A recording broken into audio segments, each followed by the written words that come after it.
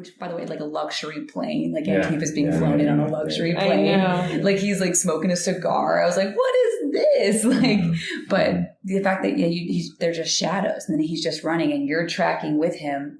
But if you think you see something, I think someone said like he's imagined that he's seeing. Yeah, exactly. It's a conspiracy theorist thriller in the sense that it's every conspiracy of 2020 thrown into a blender. Right. They're all made manifest. The QAnon, that whole other part with the Austin Butler and like the cult of like they're stealing our children and like taking them to these islands and like Right. And it's kind of like with Beau is Afraid, like how it is truly ridiculous if all of our anxieties were made real, but they feel that real internally. Yeah. And like it would be so, it really was like a kind of mirror, like this did not happen in this way. Yeah. This isn't, but it happened internally for us in this way. But in this film, it does feel like he's getting at like how we make our anxieties real in the world. Right.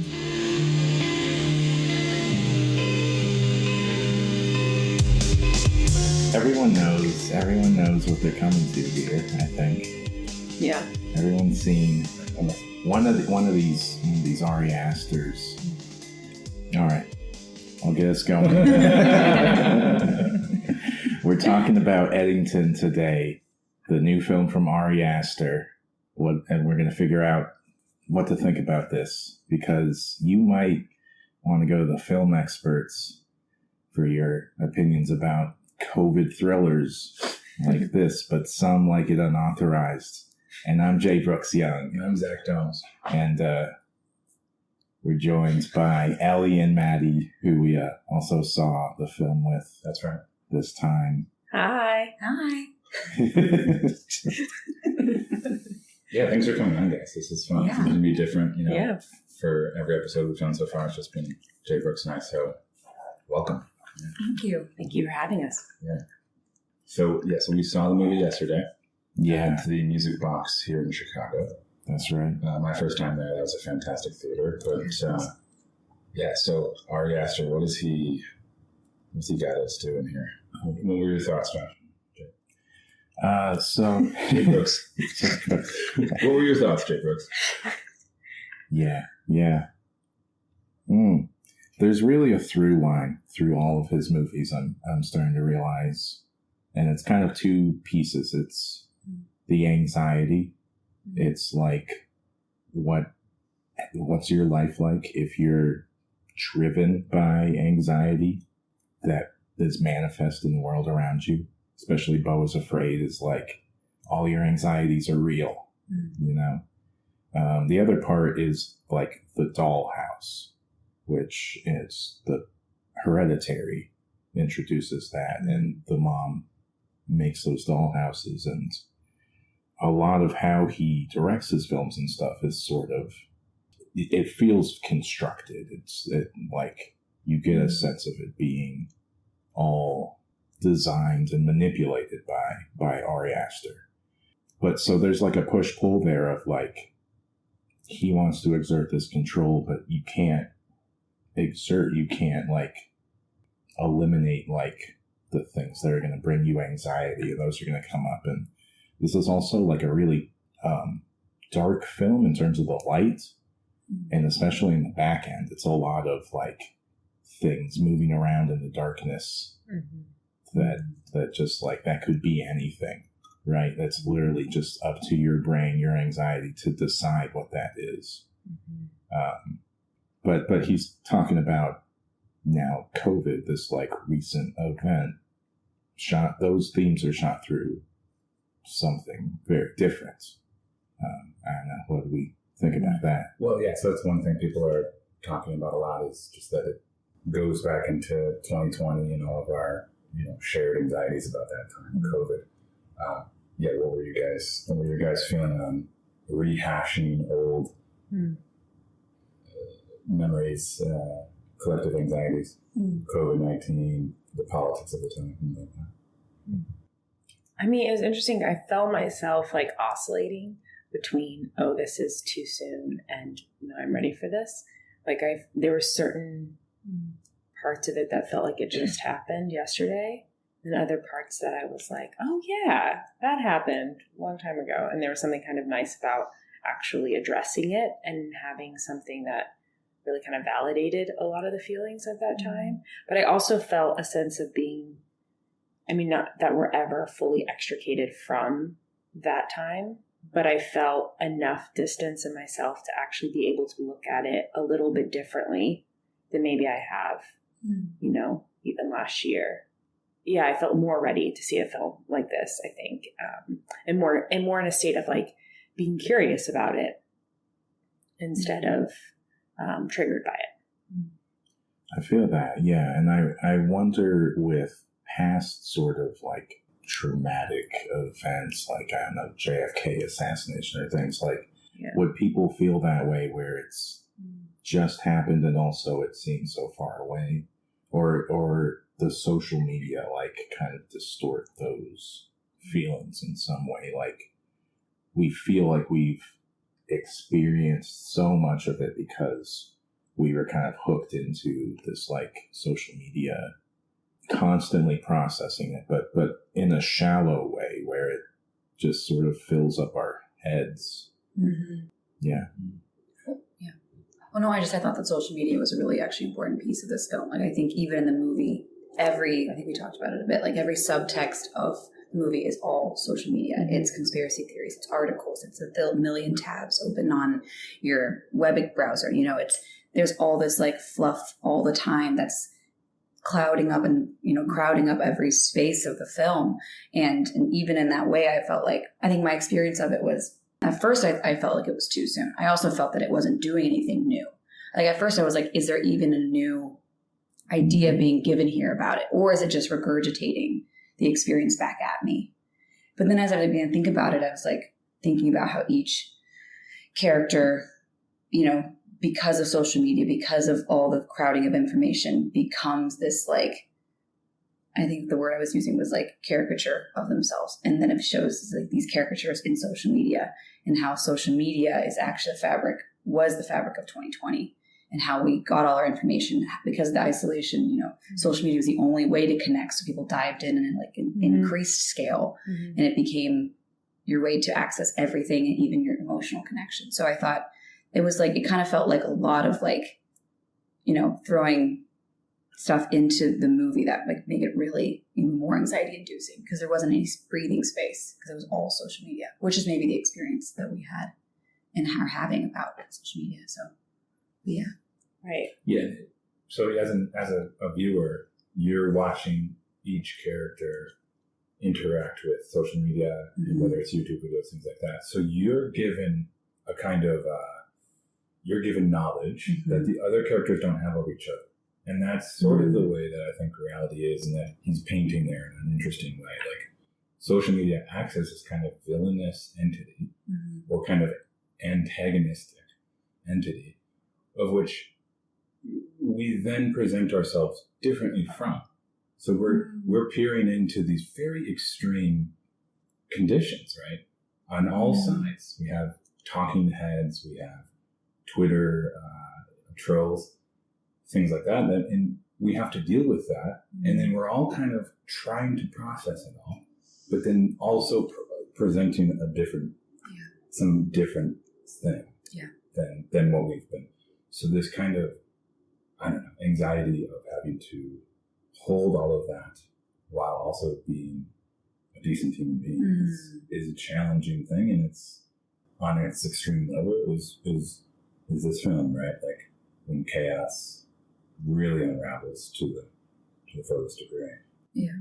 And I think that difference between how people are and how they're presenting online manifests in the like way events unfold in the movie, where there's sort of no anticipation of what's going to happen next. It just sort of happens. It just kind of like makes itself known in the scene, you know, that he's like, he doesn't know what's going on with his wife, and suddenly she's like left. She's out of the house. Especially like the way that Joaquin Phoenix is talking to his black like sheriff deputy, constantly like, are you okay? Are you okay? Like, he has no way to know how he's feeling. I don't know. It's reflective of the sentiment that we all regurgitate often, which is that as connected as we've become online and through these interfaces, the inverse is happening in reality. We're becoming more disconnected while more connected online. Yeah, so we're losing the bandwidth to some degree to be able to really sit with others, especially others who are different from us. Right. This film really sends you down the rabbit hole. You were saying that what Ari does, and I agree with you, is that he is a kind of a puppeteer with his films. He's creating a dollhouse of chaos. One effect that has, I think some people don't love, is that there's a distance I felt distance from what Ari's even trying to say. He's attempting to neutralize every one of our kind of spheres of influence in society. But with that, two things happen. On the one hand, I love it because you get to see all these different reactions to the film. I mean, it's not just polarizing. It's like, it's as polarizing as you can possibly be, right? Every person has a different a way of viewing it because they all have their own perspectives. And so they're all putting something different onto it in its neutrality. But the thing I do question about is, just wondering truly what Ari is getting at. I do want to know a little bit more about the director's intentions at times. I know what he's doing. He's said in previous interviews that he's regretted in other films saying too much. A couple of scenes where he reveals too much of what he's trying to say. He doesn't love that. He wants to pull back and leave it an open book. He wants it to be open-ended. At the same time, as a viewer, there's a longing I'll have to know a little bit more about the meaning. Did you feel like the neutrality of it, like the kind of, it was all, there was an empathy to every group, or did you feel like he was leaning to one side or not? Well, I found my own self trying to lean to one side or the other. I felt like he actually put us in this position of, can we be neutral in the face of nefarious behavior on both sides? Like, I just felt myself like wondering, like I kept searching for Ari's positionality in relationship to these extremist groups. Like, what was he trying to say? Which one does he side with more? Is there a bit more empathy for one or context given for one more than the other? But I found myself both empathizing and also being kind of disgusted by behaviors from all of the groups represented. It's interesting how it kind of created this film that was a microcosm of what I think we're constantly reconciling inside of ourselves with our relationship to these extreme ideologies that are represented online and the way that they, gather momentum online and which voices gather momentum online and become popular. It's like, where are we in that? How do we respond to something really extreme that like negates the possibility of any ambiguity or subtlety or like considering the other side? And like you're saying, like, we're more disconnected than ever, really, because of that. So I kind of just felt that conflict in my own self was the experience of it. And I feel like that had to have been indicative of his neutrality, because I was hungry for some group to like be clear was the hero and was the villain, even if it was an imperfect like anti-hero, just someone to feel good about and someone to feel was ultimately not great, and I couldn't, it was like, it was not good. Yeah, I think it's going to frustrate a lot, especially young people. I think it's going to frustrate them. Yeah. Because it's not clear that he feels that like, yes, these are like systems of power that are very oppressive, and then it makes sense for everyone to sort of like fight back and protest and use, kind of extreme rhetoric and stuff to fight against that. That the other thing is he kind of leans into making jokes about everyone kind of equally. Like, I appreciate him sort of diving into how people are getting sort of, attracted to this sort of activism, especially in 2020. Like, that became such a widespread thing at that moment, and it's petered off a bit. And since then, there's just not as much like protests and things now. And he's looking at why that is, especially that young character, the Brian kid, wants to get into it because he likes a girl who is getting really involved in this activism. And like, there are these sort of social things that influence our behavior, I think, like to a very large extent. Like, I appreciate that he's thinking about that, because it's good to sort of unpack that and realize that. But then the joking about it and joking about the language, anti-racist, white abolitionist, like, I don't know. I do think that's going to kind of alienate the audience from seeing how we get swept up in this, and that's not necessarily beneficial. It's not necessarily going to like help advance this cause. I will say that I know what you mean, but I do wonder if he was even joking, because those are things that were. It's a wonder, because those were things that were online. Those were things that people were doing. There's plenty of footage of some of those clips that Ari has could have been clips from actual protests. So I wonder how much he's parodying. I think yes. I mean, it's not. I'm not saying it's unrealistic, because the results of so many people getting involved for the first time is, yes, they did not know what language to use, and they were like making ridiculous arguments, all these things. He chooses to highlight that and make that very comedic, and I don't know, there's not really a counterpoint to that. It's all heightened and ridiculous. There's not someone like to the side of the protest, like being like has experience with it, and is not like some kid just like that's just learned about these things. Right. Which is why I think it's like social media.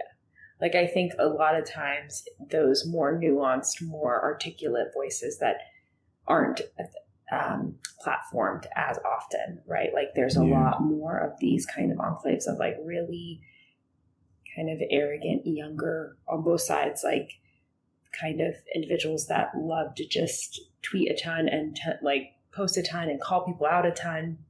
And those are the things that kind of dominate the social media world. It may not dominate our actual world, and like might not dominate policy or like the organizations, right? Like that support these various causes. But when it comes to social media and what gains traction online and what becomes popular online is those kinds of extreme. Totally agree.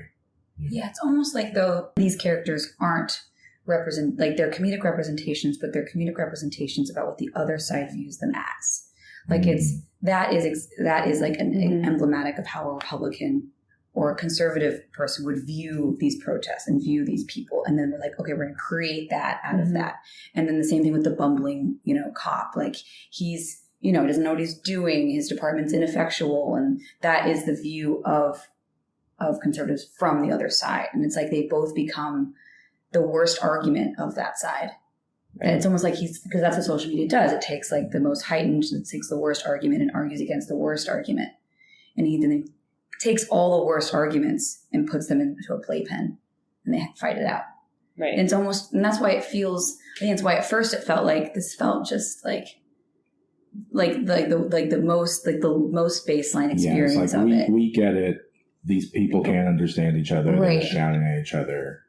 Right. What's new we're about aware of that? Yeah. And I like, there's something more to it, but that's the thing at first I was like, it's like that wasn't the most, like, there wasn't that, who was the reasonable person at the protest? Who was the reasonable, like, you know, because what was interesting is I feel like maybe this comes back to maybe him picking a side. And I don't think he picks a side, but I did think it was reasonable. Like the black deputy felt like a reasonable voice within the sheriff's department. Mm-hmm. You know, but I don't know who was the reasonable voice within the protest. Was it Brian? Not Brian. What's the kid with the? Yeah. Is it Brian?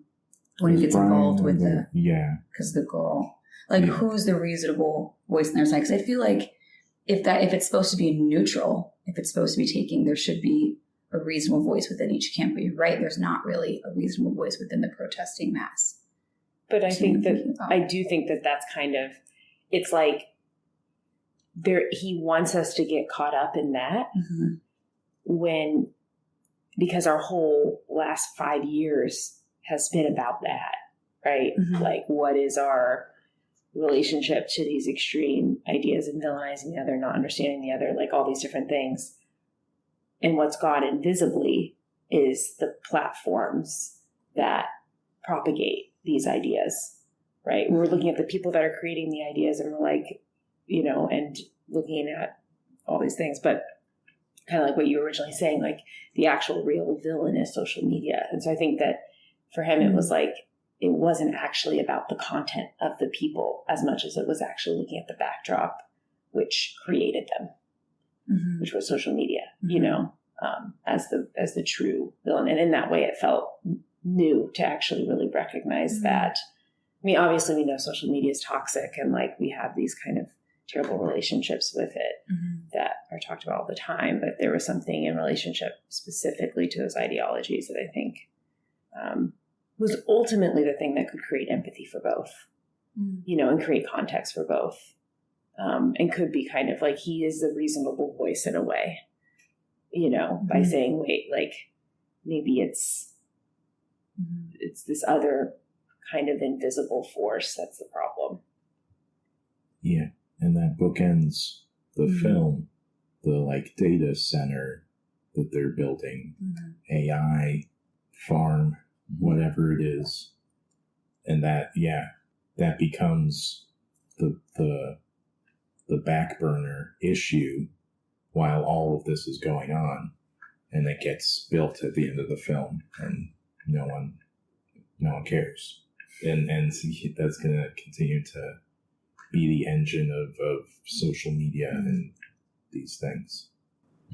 Yeah, I mean, and that's the outer villain, the kind of ground for the whole thing. Within that too, towards the end, there's this thought of like the sheriff becomes disabled. He's no longer able to be a sheriff any longer, but he acts like he's still, he becomes a different position of leadership, but he doesn't have any ability to actually do that. Somebody else is acting as that part for him. That's another villain. So there's these layers of villains. There's the secret kind of people who are in control of our politicians who are acting as pawns to some degree.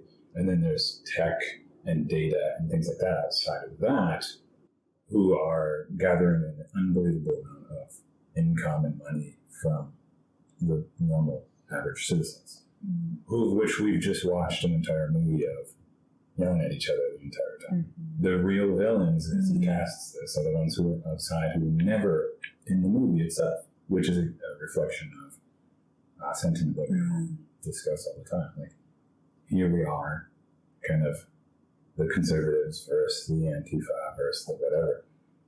And yet, like, where do the problems extend from?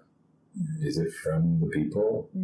Right? Like, in the reality, and a lot of times the best philosophies, political philosophies that I've seen here is like, when people finally work together, when there's an actual natural disaster, let's say, people work together. People have the tendency to cooperate. But there are these forces, as we all know, that are tearing us apart. Social media, tech. The one thing I think Ari is saying is revealed in the end in that way. Yeah, I forget who said it, but I loved the observation that when he is disabled at the end, it's a little like Biden being propped up in his presidency, where we're just like, we're now left with these geriatric leaders that and is it his mom who is his mother-in-law? His mother-in-law, who was like a conspiracy QAnon theorist. Yeah. So and that's representative of plenty of characters we know. Yes. Yeah. They've become legitimized and have gotten office in this Trump era. Yeah. And that's a real villain. I think that's Ari Aster not being completely neutral there. Yeah, right. Right.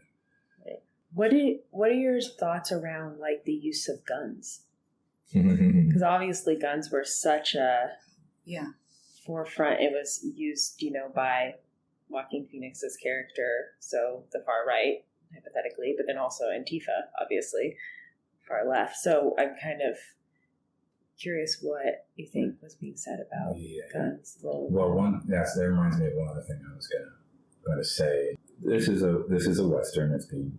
It's got the billowing dust across the empty Western town streets and all those things, and the show off between the sheriff and the mayor. So a Western is a sandbox for human dramas because there's no good or bad. It's the Wild West. It's like out there, the vista's completely empty, and the good guys are kind of bad, the bad guys are kind of good. The moralities shift.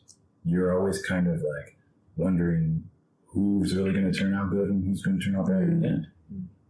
So the use of guns is like, I think, just a real part of the Western genre. Well, I think it's important to talk about when you're thinking about the American political landscape. Gun violence is just a norm, a given in this country at this point. So, like that is underlying all the discourse, I think, and it's like a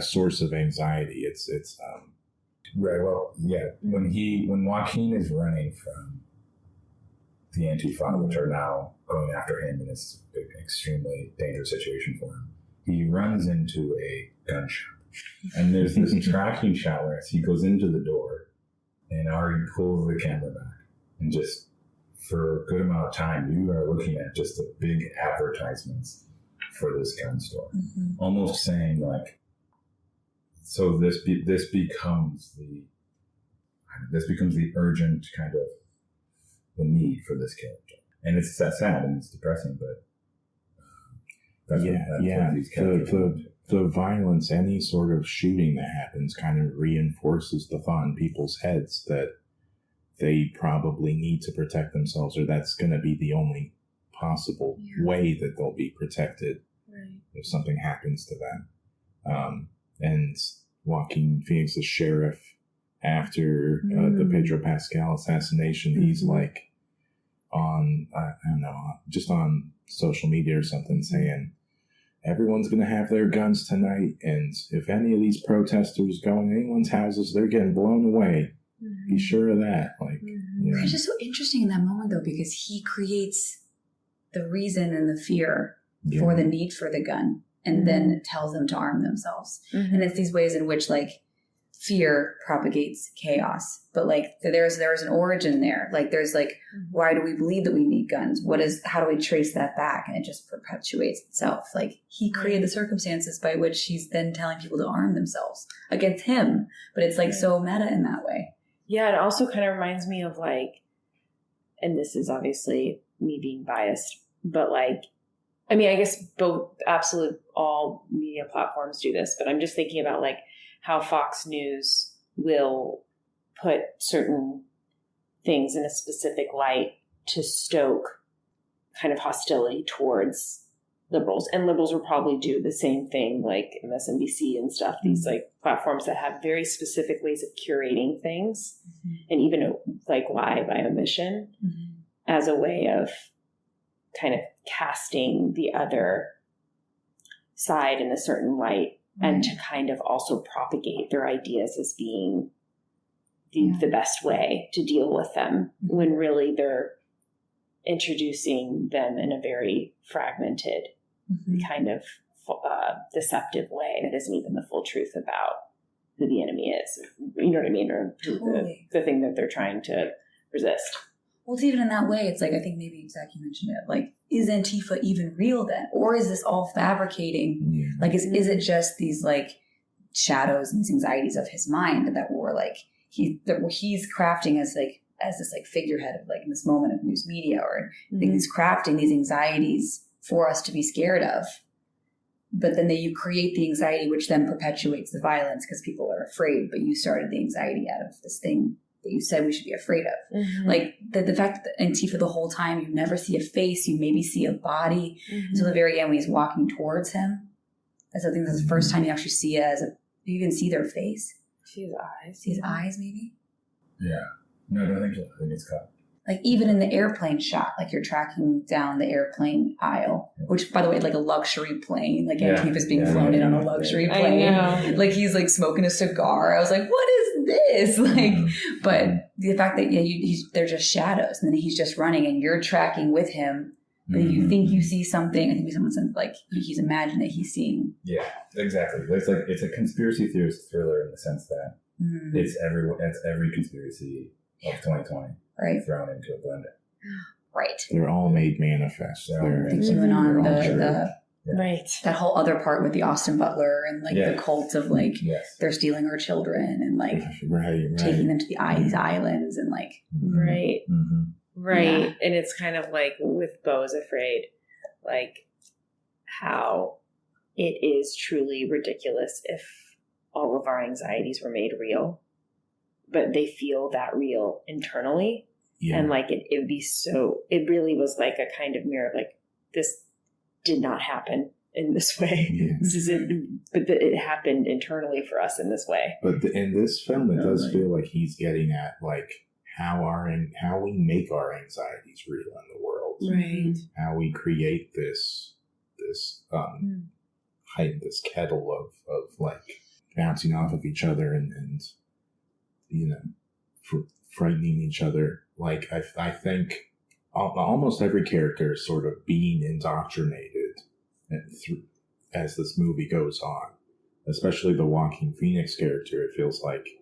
He starts at a place like he's not agreeing with his mother-in-law who's like sharing all these conspiracies with him constantly and stuff. He doesn't want to engage with it. Right. But I think there's almost an anxiety about, do I need to get indoctrinated? Almost. It's like, do I need to pick a side at some point? Is it wrong that I'm not picking a side? And that almost seems to force him to decide like I actually have to kind of go this like far right way, it seems like. And I think that's also mirrored with the Michael character, the reasonable deputy, that he tries to stay neutral, and then the last shot you see of him after the time jump is he's all scarred up and he's at the gun range. He's like getting ready, he's ready to like be that next conservative sheriff, it seems like. Yeah, because then there's also that shot of he's filming the mayor when he's on stage. Yeah. And it sets this up again where the sheriff views the mayor as incompetent. And it's like, once again, it's like this cycle is repeating itself. I didn't think of that. Yeah. That's setting up him to like run for mayor probably or something. Because he views, I also thought it was interesting that like the whole thing with him becoming radicalized to one, that everything is shared via social media. He announces that he's going to be mayor via social media. He announces that everything that happened with his wife via social media, and then she responds via social media, which is an interesting note. But I thought that it was interesting that it all started because he just didn't want to wear a mask, and that he then polarize it into a political action. Like he's like, okay, fine, I'll just make this political. Like I'm going to use politics then to action, but I just want this thing. And it's like interesting how you go from having a single thing that you just want in your own life to suddenly you choose the indoctrination as a vehicle to get this one thing you wanted, and how it's so polarizing. Yeah. And we get the justification for the not wearing the mask because he's asthmatic. He's got an inhaler. So whether it makes sense or not that the mask is difficult for him to wear, it becomes in his head like no one's actually considering my needs. They are trying to force this on me. Yeah. And then by the end, he's having that asthma attack because he's like running from Antifa. Like, you know, he's probably has COVID. Yeah. The notification of his test results and doesn't check it. Yeah. Also, the fact that he like turns off his signal to go get a COVID test result. Like, no one can find him. Like, he like turns his phone on airplane mode. I was wondering what that was about. So no one can see that he went to a COVID test result. And then once he came back from it into like city lines, he turned back on his. Like all the ways we're actually all doing the same things, but we have to be presenting as the indoctrined self still. Right. Because if anybody finds out he got a COVID test result, it then invalidates his entire platform. Right. Yeah, because we can't have nuance. Yeah, exactly. Yeah. That's great. Yeah, there's other deputy in the sheriff's guy. That guy, yeah. Guy. That's And like, it's great. It's great. Yeah, he's another flip-flopper, right? There's this moment where he was like, he mentioned something briefly where he's like, I never really thought about racial issues at all, but now I'm like questioning I'm questioning the motives of our only other deputy who happens to be black because of all of the George Floyd stuff. That's another example that Ari's thrown in there where are any of these characters, do any of them have any values? They're just all reflections of the influences that they're causing, like the fears. This is that like anxiety as a driver of your life, as the sort of fuel of the decisions you make. Yeah. Especially when you're not able to process things with people in person. Like there's something in particular, I think you touching on this in the beginning, of like when we're not having human contact and we're just having these like increasing anxieties at home without being able to like process it with anyone in person. There's just a certain way that kind of escalates, everything. Like escalates all of our anxiety, and also then the way that we present that online, or what we how we present that online, or how it like manifests online. Yeah, I feel like the online sphere as a way of processing anxiety is very problematic, and that was the only resource we had, and it was our only resource for connection, and it was our only resource for really processing this collectively. And yet it's very faulty as a mechanism to do that. That feels, very, very astute, just like that the film is thinking about how COVID really just turned all these dials up. And the fact that we became isolated, we became like quarantined, allowed for all of this to get so much worse. And I don't know, are we like repairing that now? So many years, like, or is it like a chain reaction and it can't stop now? Yeah, I don't know. I feel like the only thing I have on that point is like in education right now, like you can see like the kids, the closer it was in their working memory of COVID, the worse off the time they had at school, and being forced to be social and being forced to connect and like not communicate via social media. Like in the whole movie, all the kids are communicating. They have the one moment we're at the gathering, but even then they're like texting pictures or like, like he sends a picture of him kissing the girl to Brian, who then sends it to the deputy. Like it's this communication.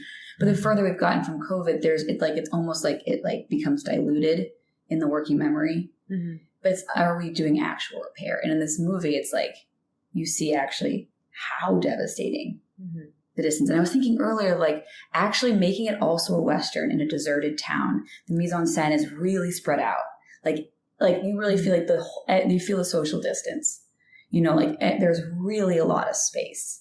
And it's like everyone's really isolated. At one point they're driving and he's like, who are you talking to? There's nobody here. Right. Like even like the ways that social media, like in our reaching, we're talking to nobody and everybody. Like, I don't know. It's a good question. I don't know if we're doing actual repair, looking back and seeing how devastating that was, other than we're just waiting for it to slowly dilute itself out of our memory. And maybe Ari's like, we can't dilute it out of our memory. Like it's still very much here and we're not confronting it. Maybe we're just waiting for it to pass. And so he puts it all back in, extremes again. I'm not sure, but yeah, it's a good question. Yeah. Maybe this will be the new Vietnam. Like, will be a lot of movies trying to process this. Right. Yeah. World War II. Oh my God. In 30 ones. years, it's like all COVID-19 movies. Yeah. I do think one other thing I feel like is really stuck with me was all of the written words in the movie. Like his truck has all of this slogans, right? And like they're misspelled. They're like Bad grammar. You're being manipulated. Yeah, every single time I'm like, oh, I can see. And then also the protester silent, like your silence is violence, the protester signs. And just like how that has that, there's something there that was really interesting to me, the way that we represent ourselves behind these very quippy, very short, brief statements, which is very much a kind of, obviously like campaigns and also like protest slogans have been critical for all of history. But how does that converge with social media like Twitter, where you only had, at the time, like so many characters or, and like in what ways do we really become identified with these slogans and weaponize them? And,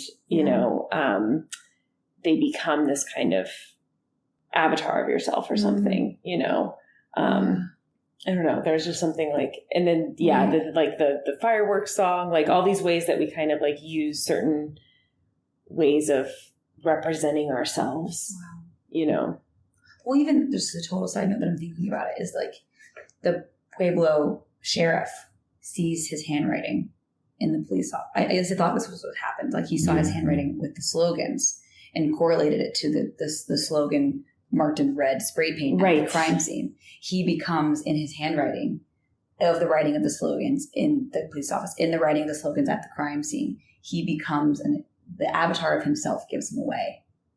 I don't know, it's the one thing I'm thinking about. He becomes identified with his handwriting. Right. Yeah. And also it was interesting too, like all those slogans disappeared off his car at some point. Like he took all the posters off. Like slowly, first the thing is knocked off at the fireworks scene off the top of his car. Right. And then after the murder of Ted, like all the slogans go away. And then by the end, even the fringe at the bottom of the cop car goes away.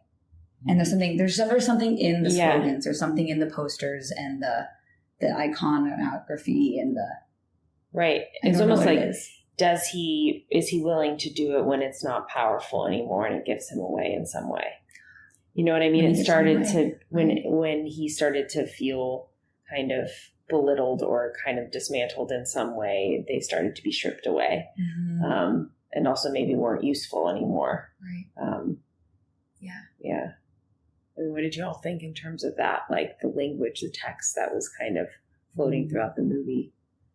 Well, I mean, these are fantastic insights. I didn't even pick up on some of the things you're saying. I think partly because it's furthering that aspect of social media and how we represent ourselves with words and with like daily, quips. Yes. Like it's the same onslaught of that we get on a daily basis. So yeah, I find what he's doing to be in that regard just a waterfall of this person saying this person saying Right. This slogan, this slogan, and no one can keep up. Yes. No one can keep up. There's a new slogan every day, and that slogan is not enough to explain. The slogan itself can't explain the meaning. Mm-hmm. It's one of the issues when it comes to slogans. Like, it's like 3 words, and that's somehow supposed to represent a very complex, interesting idea. That then, if you're on the far other side of the aisle from that slogan, you're obviously not going to understand at all. That's the least likely thing to convince you of. Exactly. The slogan can sometimes defeat its own purpose. Yeah. Right. And it's the first thing he did. Like after he ran for mayor, he's like, "You have to have a slogan." Right. Like it was the first thing he did. Right. Right. Yeah. And tried to draw like an imagery, that iconography again. He tried to draw a little symbol of he's like in the guy and there's a mask and he's dead. Right. These ways of, I think that they provoke and really motivate your side. You know what I mean? I think it's not necessarily about it being a teaching tool. If anything, it's supposed to stoke anxiety and fear and all this stuff, but it's supposed to make your side feel more solid in a lot of ways behind these slogans, because they're easy and quick to share, right? Like you see that with any kind of presidential campaign, like one symbol can be just unify millions of people very quickly because of that. It also makes it boils down the point to such a point that it becomes a single idea or an exaggerated, activating slogan that then only activates. So now we're all operating in politics and activated slogans, like "Make America Great Again." These slogans that that's everywhere. It's on hats now. It's it's this slogan that is commoditized, and then is really what does it even mean?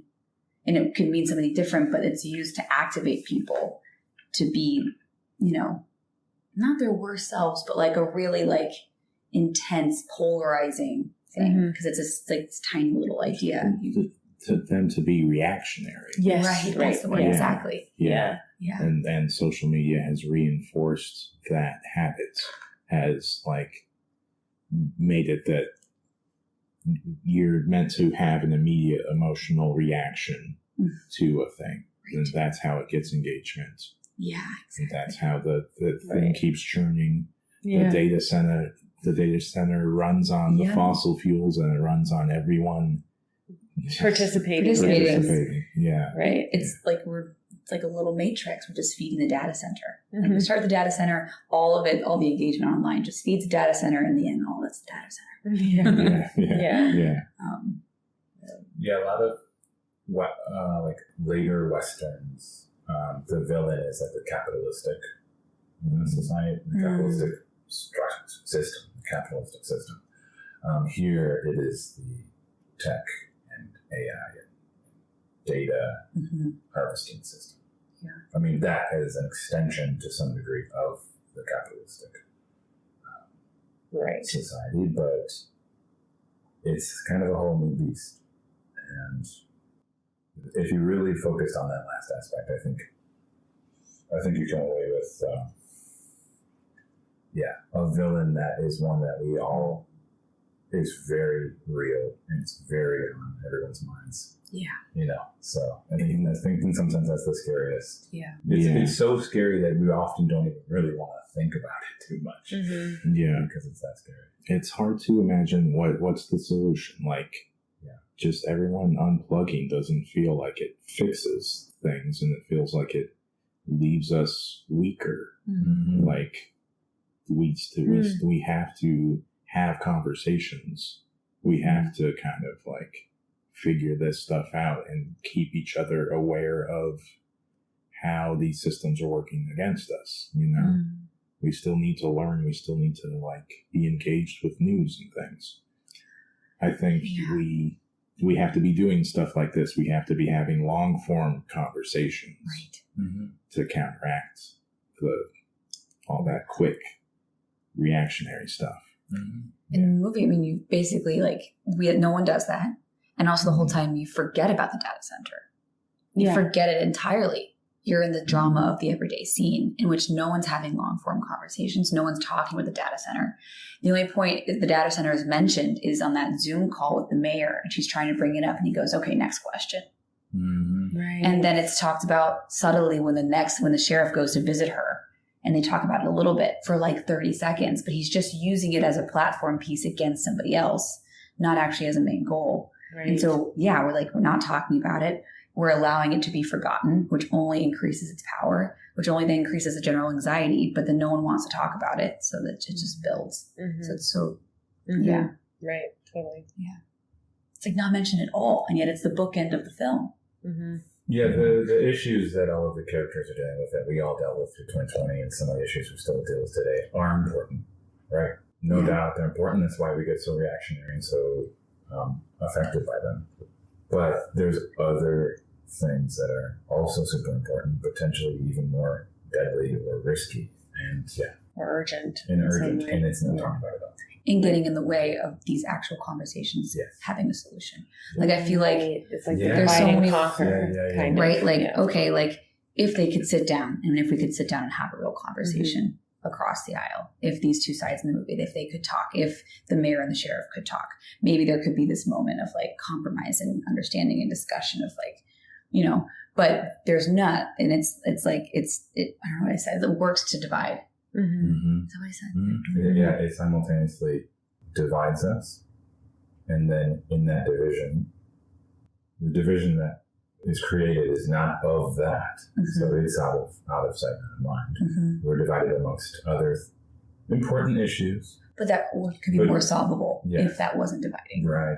Yeah. Which is like the age-old lesson, right? Like from Bacon's Rebellion to divide, the whole phrase of divide and conquer from people's history of the United States. Mm-hmm. Like it's this idea that they are few and we are actually quite many, right? Mm-hmm. And like, but it's so easy to forget who the few are. Mm-hmm. And I think that more than ever, it's been really hard to identify that, you know, because of how invisible social media is. We're too busy taking advantage of it and trying to propagate our ideas and also counteract the ideas that we disagree with, that we're not even recognizing or haven't really fully named that we are, like what the Social Dilemma talks about, that documentary, like we are the product, you know, all of us, and from both sides, we're the product for these data centers, for these corporations. Mm-hmm. And what you think we were talking about, we think we're talking about the real issues online. And in some ways we are, but they are, like this movie, a caricature of the actual conversation. Mm-hmm. You know, they're just the slogan of the actual conversation that we're not having because social media doesn't want you to have it. They want you on to the next thing.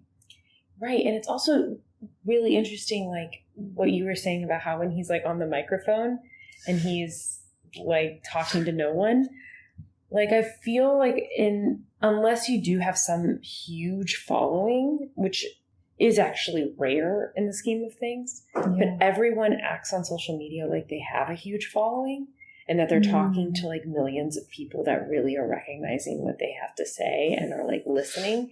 And we're like broadcasting this and no one's actually cared because there's too many people on social media. But like I can dip into someone that has like a, 700 followers and they're just like long captions, like this is a problem, and it's like, I think that there's, when I think about that, like we were talking about the trajectory of what initiated the sheriff's campaign to become mayor, it was him feeling disempowered very personally. And then he accrued all these other causes as a way of feeling empowered for his own actual personal need that wasn't being met. And I feel like that actually is what happens is like people use social media and like these certain kind of ideologies to actually feel just more empowered in themselves about something that may not even be related to the thing that they're promoting. Ideally, we just want to be sharing with like the people we know. That's as much as we can like hope for or expect in terms of like an engagement online. It's just like be a part of a community with people you know and talk about stuff with them, But that social media does train us to act like it's the world's biggest megaphone or something. Yeah. Like you're gonna step onto the stage and talk to everyone in the world. Yes. Yeah. Right. I did have a thought. I was like, wondering if anybody had any thoughts about on that line, that moment when he has the town hall and he talks about his wife. And he's like, just post it. Like, why? Like, other than like, okay, he feels he has to become increasingly more hyperbolic or more like tell more, exaggerate more, make it Ted more of a villain. But like, I thought that like that, and then leading into the whole other subplot of his wife. I like, what's there? You know, like why that? Why in that way to that group? Like, why have this subplot? It's very minor. Austin Butler not in very much of this film. Strange. That's still one I feel like I have to tease out, but it does feel like that got whittled down, and I don't know if that plays a big part in it. I mean, you could, just one thing that comes to my mind would be that she represents another kind of way to react, which is withdrawal. And withdraw into a completely other thing in a way that's like her character completely transforms into some like non-entity. And that's a way that some people do react. Or do react to this type of thing. Some people act out of that anxiety, big and like Joaquin's character, I'm taking over, I'm going to take more control, I'm going to get things done. Mm-hmm. Her character is like emptier and emptier and emptier, retreated into some false safety with this cultish leader. Yeah, she's not going to engage in the conversation. He's not going to be able to get her to engage. She's just kind of ghost out of his life. Mm-hmm. Yeah, she's tapped out. And why the dolls? Oh, interesting. And also, why does he, when he first starts running for mayor, he's like, go get your friend to buy one of my wife's dolls? I assume that he had already been doing that. Yeah. That's who had been buying her dolls. Oh, right. Yeah. He's like behind the scenes. Fabrication. It's making all like her feel like she was being successful. Yeah. Yeah. Because, she's on the brink of something. That felt just like a little detail of like, in 2020, a lot of people were getting into these new crafts to try to cope with it. Yeah. That's good. Yeah. Commodize their aloneness. And then, then sell it. Yeah. Then sell it. Maybe I won't feel so alone if I'm. Yeah. Well, I'll say, I don't know. I wasn't feeling great about the movie watching it. And I was, There's a lot of action that's going on. And I don't know. Talking about it has opened up so much more in the movie for me. Yeah. So it's interesting because I didn't love watching it, but I think it's going to persist. I think this is a pretty smartly made movie. Yeah, and I think like any movie that's made with such, too, in quotations, too soon, kind of feeling like, oh, is this too soon? You're gonna get reactions from the audience that are like extremely polarizing because it. Just some of it feels too soon, some of it feels too much. But I think time will tell. And he does so much with it that one thing you can't say is that's not exciting and interesting. I'm like, what didn't he tackle? Everything. Like, you didn't even talk about the indigenous, like, and that was another reasonable figure. Is the indigenous, like, Pueblo, like, officer. Yeah, there's just so much. And I also felt like, I'm shy about saying this, so I'm like, am I overthinking it?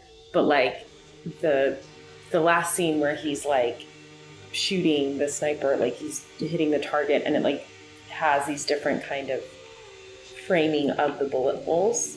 Do you remember that? Like at the very end? Yeah, he shows gunshots in a very interesting way because it's always dark. It's at night at the end. And so the bullets are like these bright flashes. These bright flashes. And then, but what was wild was in the last shot was this bright data center and this dark. And I felt like it was a bullet hole in the like landscape. Yeah. I felt like I started thinking about like, environmental. Well, it's an obelisk. 2008 Space Odyssey. It just stands within the desert landscape. Right. I didn't know what to do with it. Just like ready. the list. But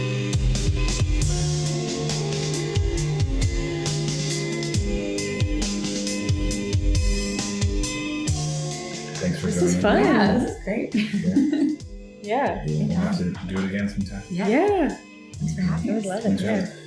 Be sure to check out unauthorized.pod. You say it.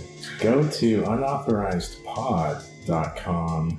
You'll find our letterboxes and be able to send us questions, comments, all that stuff. Come back next week for In the Heat of the Night? You can always edit that. Yeah. Yeah, I think I will. Till next time. Till next time. Till next time.